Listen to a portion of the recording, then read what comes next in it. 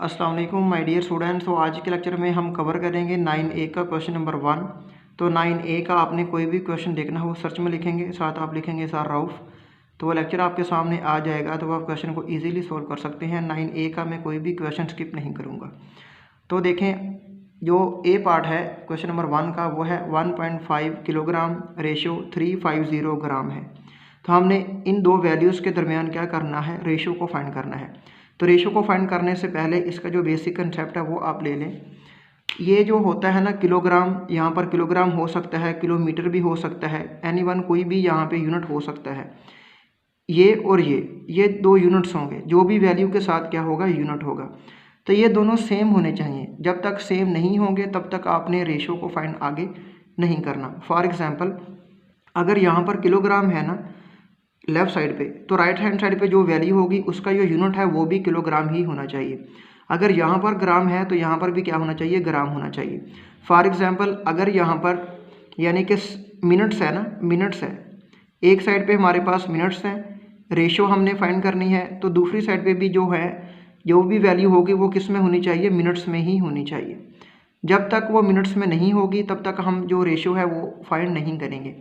यानी कि हम मेन जो बात बताने का मकसद ये है कि लेफ़्ट साइड पे और राइट साइड पे जो भी वैल्यू होगी उसका जो यूनिट होगा वो होना चाहिए, सेम होना चाहिए। सेम करने के बाद यानी कि बराबर करने के बाद आगे हम क्वेश्चन को लेके चलेंगे। तो फॉर एग्जांपल देखें, ये ए पार्ट है 1.5 किलोग्राम है और ये 350 क्या है, ग्राम है। या तो मैं इसके भी किलोग्राम बना लूँ या ये किलोग्राम है इसके मैं ग्राम बना लूँ, ठीक है। तो यूनिट हमारे पास सेम हो जाएंगे तो आगे ये सोल्व हो जाएगा। तो देखें, जो 1 किलोग्राम होता है ना उसके अंदर 1000 ग्राम होता है, यानी 1000 हमारे पास ग्राम होता है। मैं यहाँ पे लिख देता हूँ कि 1 किलोग्राम, या आपने नोट कर लेना है, नेक्स्ट भी काम आएगा। 1 किलोग्राम यानी 1 kg, ये इक्वल होता है 1000 ग्राम के। देखिए, अगर यहाँ पे 1000 ग्राम होता तो मैं वहाँ पर 1 किलोग्राम लिख सकता था। ये तो 350 है, यानी कि 1000 से बहुत ही कम है, तो इसलिए ये जो kg यानी किलोग्राम है 1.5, इसको मैं ग्राम में कन्वर्ट कर लेता हूँ, ठीक है। यहाँ पे हम कन्वर्ट करते हैं। देखें, 1.5 ये किलोग्राम है, जब मैं इसके ग्राम बनाऊँगा तो इसको मैं मल्टीप्लाई करूँगा 1000 के साथ, ठीक है, क्योंकि 1 किलोग्राम 1000 ग्राम के क्या होता है, बराबर होता है। तो ये 1.5 क्या है, मेरे पास किलोग्राम है। जब मैं इसको ग्राम में कन्वर्ट करूँगा तो 1000 से क्या करूँगा, मल्टीप्लाई करूँगा, ठीक है। देखें, ये 1.5 है, पॉइंट के नीचे 1, जितने आगे डिजिट हैं उतने 0, तो 5 यानी पॉइंट के आगे 1 डिजिट है ना, तो यहाँ पर क्या आ गया, 0 आ गया। यानी 1.5 को हम लिख सकते हैं यानी 15/10, पॉइंट के नीचे 1, आगे जितने भी डिजिट हैं उतने 0, तो ये 0 से ये 0 क्या हो गया, कैंसिल आउट हो गया, ठीक है। तो यहाँ पर क्या आ गया, 1520, तो यहाँ पर आ गया ये 20, यानी 15 को मल्टीप्लाई किया मैंने 100 के साथ, तो ये 1500 मेरे पास आ गया, ठीक है। तो ये मेरे पास आ गए हैं जी, ग्राम आ गए हैं।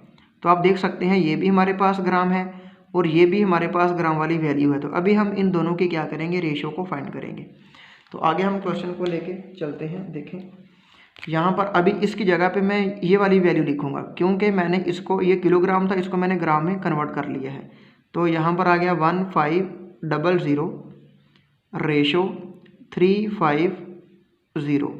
ये दोनों अभी ग्राम में वैल्यूज़ हैं, ये भी ग्राम में वैल्यू है और ये भी ग्राम में वैल्यू है। अभी हम इसको सोल्व करते हैं। देखें, ये 0 से ये 0 कैंसिल आउट हो गया, तो यहाँ पर आ गया जी 150 रेशो 35। तो अभी आप देखें ये किससे कैंसिल आउट हो रही है, इसको हम 5 से कैंसिल आउट कर सकते हैं। देखें, 5 3 सा कितना होता है, 5 3 सा 15, ये आ गया जी 0 रेशो 5 7 सा कितना होता है, 35 होता है, तो 30 रेशो 7। आगे ये मज़ीद सोल्व हो ही नहीं रहा, ठीक है। तो हम इसको ऐसे भी लिख सकते हैं, अगर आप इसको ऐसे लिखते हैं 30/7, आप इसको ऐसे भी लिख सकते हैं, ऐसे भी लिख सकते हैं, ऐसे भी लिख सकते हैं, वो कोई इशू नहीं है। मेन जो इसका जो कंसेप्ट है वो ये है कि दोनों यूनिट्स हमारे सेम होने चाहिए। आगे जैसे जितने जितने मैं क्वेश्चन सोल्व करूँगा तो आपको आसानी से समझ आएगी। ये था ए पार्ट, अभी हम बी पार्ट को सोल्व करते हैं। अभी हम करते हैं बी पार्ट। तो बी पार्ट को देखें, 15/24 रेशो 9/7 है। तो देखें इसको हम कैसे सोल्व करेंगे। तो देखें ये हमारे पास 15/24 है, इसको हम मज़ीद यानी सिंप्लीफाई कर सकते हैं। देखें अगर इसको मैं 3 से डिवाइड करूं और इसको भी 3 से डिवाइड करूं, 3 5 सा कितना होता है 15 और 3 8 सा होता है। तो हम इसको लिख सकते हैं 5/8, 5/8 रेशो 9/7। तो यहाँ पर आ गया 9/7 आ गया। यानी इसको मैंने सिंप्लीफाई करके मज़ीद लिख लिया कि थोड़ा सा आसान हो जाए क्वेश्चन। तो देखें ये 5/8 है, ये रेशो 9/7 है। तो ये मेरे पास लेफ़्ट साइड है और ये मेरे पास राइट साइड है। अगर मैं सेम डिजिट से इसको भी मल्टीप्लाई कर दूं और इसको भी मल्टीप्लाई कर दूं तो कोई भी फ़र्क नहीं पड़ेगा। देखें 7 को 8 से मल्टीप्लाई करें तो 56 आता है। अगर इसको भी मैं 56 से मल्टीप्लाई कर दूँ और इसको भी मैं 56 से मल्टीप्लाई कर दूँ तो कोई फ़र्क नहीं पड़ेगा, क्योंकि हमने ये दो वैल्यूज़ हैं यानी इसको हमने यहाँ से क्या करना है कैंसिल आउट करना है। तो हमने उस डिजिट से हमने मल्टीप्लाई करवाना है जिससे ये 8 और 7 यानी पहले हम इन दोनों को आपस में मल्टीप्लाई करेंगे। मल्टीप्लाई करने के बाद जो भी डिजिट हमारे पास आएगा उससे हम मल्टीप्लाई करवाएंगे, क्योंकि इससे भी ये डिवाइड हो जाए और इससे भी ये डिवाइड हो जाए और आगे मज़ीद क्वेश्चन सोल्व हो जाए। देखें अभी मैं इसको सोल्व करता हूँ तो आपको समझ आएगी। देखें 7 को 8 से मल्टीप्लाई किया, 7 को 8 से मल्टीप्लाई किया तो 56 आ गया। 56 को इससे भी मल्टीप्लाई कर दिया और इससे भी मल्टीप्लाई कर दिया। अभी देखें 8 1 सा 8 और 8 7 सा कितना होता है 56 होता है। तो 7 को 5 से मल्टीप्लाई किया तो यहाँ पर आ गया 35 आ गया। रेशो 7 1 सा 7, 7 8 सा कितना होता है 56 होता है। तो 8 को 9 से मल्टीप्लाई किया तो यहाँ पर आ गया 72 आ गया। तो यही हमारे पास रेशो आ गई। आगे ये मज़ीद सोल्व हो ही नहीं रहा है। ठीक है, आपने क्या करना है, कोई भी इस तरह का क्वेश्चन आ जाए, आपको MCQs टाइप में आ सकता है, वैसे भी आपसे वो पूछ सकता है। आपने क्या करना है, जो डिनोमिनेटर में दो हमारे पास डिजिट होंगे इनको आपस में मल्टीप्लाई करना है और जो वैल्यू आएगी उसको इधर भी मल्टीप्लाई कर देना है और इधर भी मल्टीप्लाई कर देना है। मल्टीप्लाई करने के बाद ऐसे कैंसिल आउट करने के बाद ऊपर वाली वैल्यू को ऊपर वाली वैल्यू से मल्टीप्लाई करने के बाद ऐसे लिख देना है। आगे अगर ये मज़ीद सोल्व हो रहा हो तो इसको करना है, अदरवाइज़ आपने इसको वैसे ही छोड़ देना है। ठीक है, तो ये 35 रेशो 72 आ गया। तो इसको आप ऐसे भी लिख सकते हैं 35/72, आप ऐसे भी लिख सकते हैं, ऐसे लिख लें, ऐसे लिख लें, वो कोई इशू नहीं है। ये था बी पार्ट और अभी हम सी पार्ट को सोल्व करते हैं। अभी हम करते हैं सी पार्ट। तो सी पार्ट है 0.45 रेशो 0.85 है। तो ये हमारे पास लेफ़्ट साइड है और ये हमारे पास राइट साइड है। तो स्टूडेंट्स ये मैथ का रूल है कि एक ही डिजिट से बोथ साइड्स अगर हम मल्टीप्लाई कर लें, डिवाइड कर लें, उसको ऐड कर लें बोथ साइड्स, तो कोई भी फ़र्क नहीं पड़ता। तो देखें यहाँ पर 0.45 है, पॉइंट मेरे पास यहाँ पर पड़ा हुआ है। अगर इसको मैं 2 डिजिट क्रॉस करा के इधर लिख दूँ, यानी ये पॉइंट इधर पड़ा है ना, 2 डिजिट मैंने क्रॉस करके इधर लिख दिया, तो यहाँ पर क्या आ जाएगा 0.45 आ गया। ठीक है, ये पॉइंट जो है वो इधर आ गया। इधर आप बेशक लगाएं या ना लगाएं वो कोई इश्यू नहीं है। अगर मेरे पास यहाँ पर 520 है तो इसका पॉइंट इधर होता है, पॉइंट हो या ना हो पॉइंट इधर ही होता है। ठीक है, देखें ये पॉइंट उठा के मैं इधर ले गया, 2 डिजिट मैंने क्रॉस करा दिया, इधर मेरे पास पॉइंट आ गया। ठीक है, आप समझ रहे होंगे, यहाँ पर आ गया ये रेशो, ये पॉइंट भी उठा के मैं इधर ले गया, 2 डिजिट मैंने क्रॉस करवा दिया, तो यहाँ पर आ गया जी 0.85 और ये जो पॉइंट था मैंने इधर लगा दिया, यानी जो पॉइंट था वो 2 डिजिट इधर भी क्रॉस करवा दिया और इधर भी मैंने क्रॉस करवा दिया। ठीक हो गया, तो कोई भी फ़र्क नहीं पड़ेगा, ये मैथ का रूल है। अब देखें इस ज़ीरो की वैल्यू कोई नहीं है, इस ज़ीरो की भी वैल्यू कोई नहीं है, और ये पॉइंट बेशक आप लगाएं या ना लगाएं वो कोई इशू नहीं है, क्योंकि पॉइंट लगा दें फिर भी ठीक है, ना लगाएं वो भी कोई इशू नहीं है। तो यहाँ पर क्या आ गया 45, ये मेरे पास आ गया जी रेशो 85 आ गया। ठीक है, अब ये हमारे पास रियल जो क्वेश्चन है वो बन के आया है। अब हम आगे इसको सोल्व करते हैं। तो देखें अगर इसको मैं 5 से डिवाइड करता हूँ, दोनों वैल्यूज़ को 5 से क्या करता हूँ डिवाइड करता हूँ, 5 9 सा कितना होता है 45 होता है। तो रेशो 5 1 सा 5, ये 8 है, 5 यहाँ से माइनस तो 3 कैरी, ये हो गया 35, तो 5 7 सा कितना होता है 35 होता है, यानी 9 रेशो 17, ये हमारे पास आंसर आ गया। तो इसको आप ऐसे भी लिख सकते हैं, तो 9/17 ऐसे भी लिख सकते हैं, वो कोई इशू नहीं है। ये था इसका सी पार्ट। अभी हम करते हैं डी पार्ट। अभी हम करते हैं डी पार्ट। तो डी पार्ट को देखिए 580 millilitre, ratio 1.12 litre, ratio 104 millilitre है। ठीक है, ml का मतलब है मिलीलीटर। तो देखिए स्टूडेंट्स, हमारे पास टू वैल्यूज़ के जो यूनिट्स हैं वो तो सेम हैं, लेकिन एक वैल्यू का यूनिट वो सेम नहीं है। तो या तो हम इनके भी लीटर्स बना लें और या इस लीटर का हम मिलीलीटर बना लें। तो बेहतर यही है कि दो वैल्यूज़ के यूनिट सेम है, तो इसका भी हम इन दो वैल्यूज़ की तरह ही यूनिट को सेम कर लें और आगे हम क्वेश्चन को लेके चलेंगे। ठीक है, तो देखें 1 लीटर के अंदर 1000 मिलीलीटर होता है, यानी 1 लीटर इक्वल होता है 1000 मिलीलीटर के। तो ये लीटर है, इसको मैं मल्टीप्लाई करवाऊंगा 1000 के साथ, तो ये हमारे पास मिलीलीटर में कन्वर्ट हो जाएगा। तो देखें यहाँ पर हमारे पास आ गया जी 1.12, ये हमारे पास लीटर है। जब मैं इसको मल्टीप्लाई करवाऊंगा 1000 के साथ, तो ये क्या बन जाएगा, मिलीलीटर बन जाएगा। ठीक है, पॉइंट के नीचे 1, आगे जितने डिजिट हैं उतने 0। तो ये 2 0 से ये 2 0 यहाँ से कैंसिल आउट हो गए। तो यहाँ पर क्या बाकी बचा हमारे पास 10। तो 1 1 2 को मल्टीप्लाई करूँगा 10 के साथ, तो ये मेरे पास आ जाएगा 1120 आ गया, यानी 0 इसके साथ लग गया। तो ये मेरे पास क्या बन गया, मिलीलीटर बन गया। तो अभी ये सारी वैल्यूज़ मेरे पास मिलीलीटर में आ गई हैं। ठीक है, तो यहाँ पर क्या आ गया जी 580 ये मिलीलीटर में आ गया। रेशो, अभी इसकी जगह पे ये वाली वैल्यू हम लिखेंगे क्योंकि ये मिलीलीटर में कन्वर्ट हो गई है। तो यहाँ पर आ गया जी 1120, रेशो 104 मिलीलीटर। ठीक हो गया, ये सारी वैल्यूज़ का जो यूनिट है वो सेम हो गया। अब हम क्वेश्चन को आगे लेके चलेंगे। अब सबसे पहले हम इसको 2 से डिवाइड करते हैं। 2 2 सा कितना होता है 4, ये 1 कैरी 18, 2 9 सा 18 और यहाँ पर आ गया जी 0। रेशो 2 5 सा 10, 1 कैरी 12 हो गया, 2 6 सा 12 और यहाँ पर आ गया जी 0।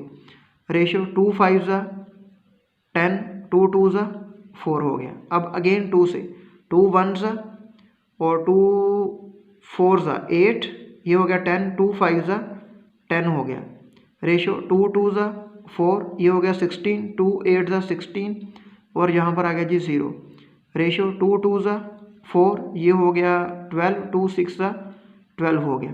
तो देखें ये 0 है, ये 6 है और ये 5 है। तो आगे ये एक ही टेबल पे डिवाइड नहीं हो रहे। तो यही हमारे पास का फाइनल रिजल्ट आ गया। उम्मीद है कि स्टूडेंट्स आपको डी पार्ट की भी समझ आई होगी। अभी हम नेक्स्ट पार्ट को सोल्व करते हैं। अभी हम करते हैं ई पार्ट। तो ई पार्ट है 2/3, रेशो 3/2, रेशो 5/8 है।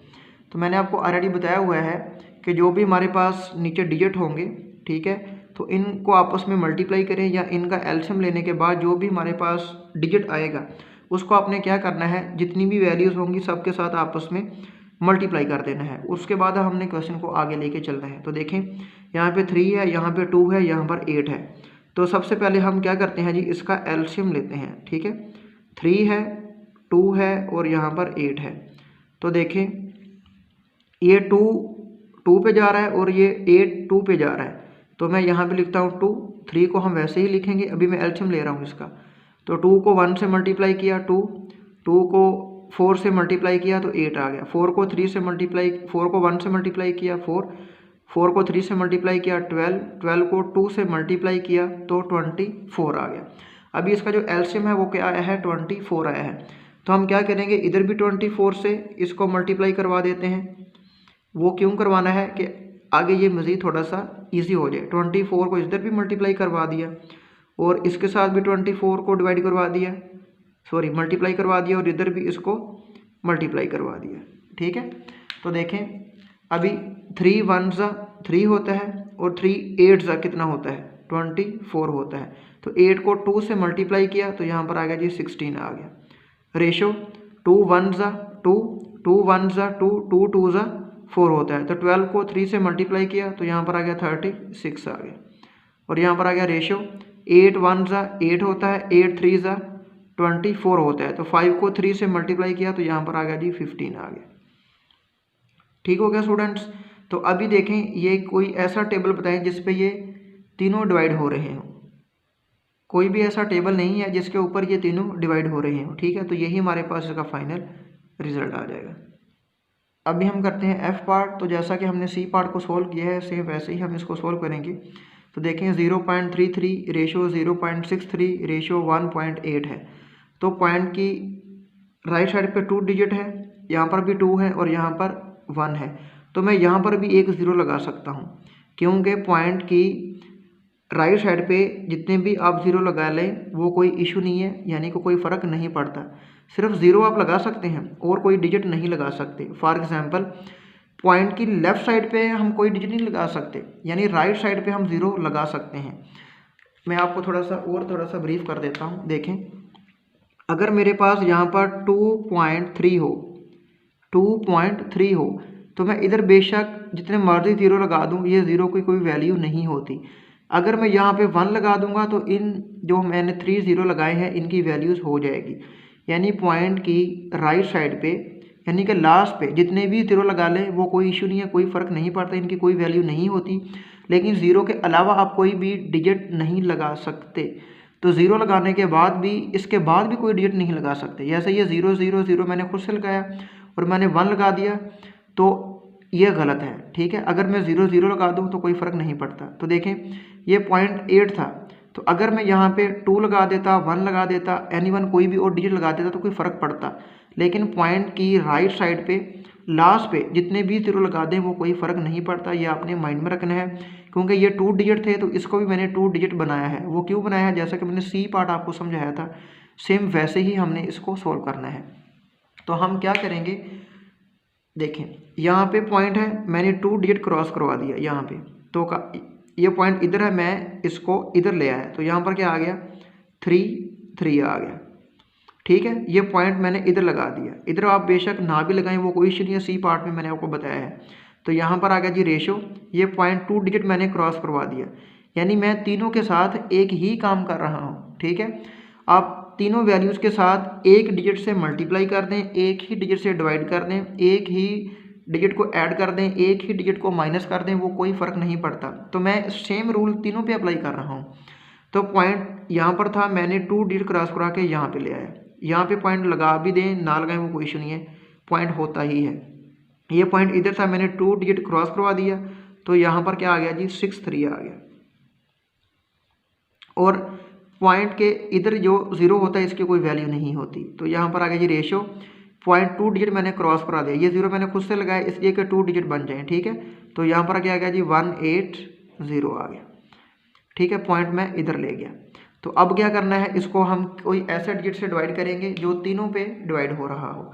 तो देखिए यहाँ पर 3 1 सा 3 3 1 सा 3 आ गया, रेशो 3 2 सा 6 3 1 सा 3 होता है, 3 6 सा 18 और यहाँ पर क्या आ गया जी 0 आ गया।